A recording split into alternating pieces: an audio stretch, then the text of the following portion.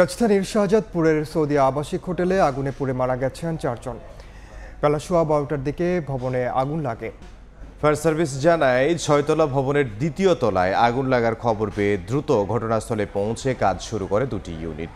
বেলা 1টার দিকে আগুন নিয়ন্ত্রণে আসে। পরে ভবনের 6ষ্ঠ তলা থেকে 4 জনের মরদেহ উদ্ধার করা হয়। একজন ওয়াশরুমে ও 3 জন সিঁড়িতে পড়েছিল।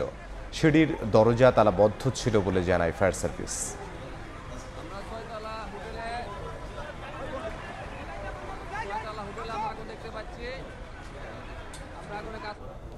এই মুহূর্তে রাজধানীর শাহজাদপুরের সৌদি আবাসিক হোটেলে আছেন সহকর্মী আদনান তুর্য। সরাসরি যাচ্ছি তার কাছে। তুর্য, আজ দুপুর 12টার দিকে রাজধানীর শাহজাদপুর এলাকায় বাড়িধারার শাহজাদপুর এলাকায় একটি সৌদি আবাসিক হোটেল নামের একটি বিল্ডিংয়ে আগুন লাগার কথা শুনতে পাই আমরা, এবং এই মুহূর্তে আপনারা দেখতে পাচ্ছেন এই দোতলায় আগুনের সূত্রপাত হয়েছে বলে প্রত্যক্ষদর্শীরা জানিয়েছে। এই বিল্ডিংটি আসলে 8 তলার একটি বিল্ডিং। দোতলায় এই জায়গাটিতে আসলে একটি বিউটি পার্লার ছিল।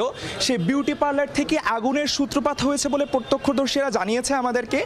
এবং ইতিমধ্যে আমরা একটি তথ্য জানতে পেরেছি যে 4টি মৃত লাশের খবর পাওয়া গেছে, যেটি কিনা 5 তলা এবং 6 তলার সিঁড়িতে পাওয়া গিয়েছে। তাদের এখন পর্যন্ত কোনো পরিচয় জানতে পাওয়া যায়নি। তবে বর্তমানে আপাতত আগুন নিয়ন্ত্রণে রয়েছে। পুরো বিল্ডিংটি এখনো গরমের আগুনের যে একটি গরম লেলিহান শিখা, সেই শিখার গরমটি এখনো রয়েছে। আপনারা দেখতে পাচ্ছেন চারিপাশ পুরো কয়লা হয়ে গিয়েছে। এখানে যে বেডগুলো ছিল, যে চেয়ারগুলো ছিল, ফায়ার সার্ভিস বেশ ভালো কাজ করে আগুন নিয়ন্ত্রণে এনেছে বলে প্রত্যক্ষদর্শীরা বলছিল যে আসলে ফায়ার সার্ভিস খুব দ্রুত কাজ করতে পেরেছে বলেই 4টি ইউনিট কাজ করছিল বলে আমরা জানতে পেরেছি। ফায়ার সার্ভিস দ্রুত আগুন নিয়ন্ত্রণে আনতে পেরেছে। তারপরও এখন আশেপাশে যারা ছিলেন, যারা সমাজের সহযোগী ছিলেন আর কি আশেপাশে, তারা নিচে আগুন দিচ্ছেন, উপরে ফায়ার সার্ভিস কাজ করছে। এবং আশেপাশে এই বিল্ডিংয়ের যারা কর্তৃপক্ষ ছিলেন, বিভিন্ন দোকানের মালিক ছিলেন, তারা বর্তমানে বিল্ডিংয়ের মধ্যে ঢুকছেন। তারা তাদের পুড়ে যাওয়া বিভিন্ন জিনিসপাতি দেখছেন যে কি অবস্থার মধ্যে রয়েছে। আমরা এই মুহূর্তে যে জায়গাটিতে রয়েছি, আমরা জানতে পেরেছি এটি একটি বিউটি পার্লার ছিল, এবং সেই বিউটি পার্লারের কোনো একটি বৈদ্যুতিক সার্কিট বা অথবা কোনো বিদ্যুৎ জাতীয় কিছুর মধ্য থেকে প্রথম আগুনের সূত্রপাতটা হয়।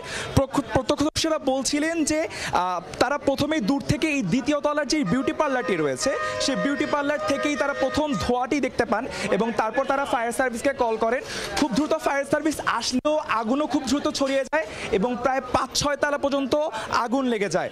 আমরা জানতে পেরেছিলাম 4টি লাশ পাওয়া গেছে, কিন্তু সেই 4 জনকে তাদের পরিচয় এখন পর্যন্ত জানা যায়নি। নিচে পানি থাকার কারণে কাঁচ ভেঙে গেছে এবং নিচে পুরো কয়লার মধ্যে জুড়ে রয়েছে। এই বিল্ডিংটিতে এই মুহূর্তে যারা রয়েছেন তাদের মধ্যে ফায়ার সার্ভিস কর্মকর্তারা রয়েছেন, নিচে পুলিশ রয়েছেন এবং আশেপাশে অন্যান্য সংবাদকর্মীরা রয়েছেন।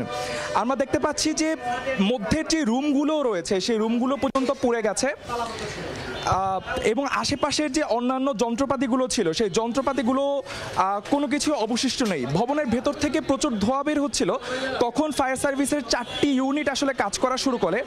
আগুন নিয়ন্ত্রণে যে তল্লাশি দল হোটেলের ভেতরে যায়, তারাই 4টি মরদেহের সন্ধান প্রথমে পায়, এবং সব মরদেহ আসলে 5 তলা এবং 6 তলার সিঁড়িতে, এবং উপরে একটি চিলে কোঠা আছে বলে ফায়ার সার্ভিস কর্মকর্তারা আমাদের জানিয়েছেন।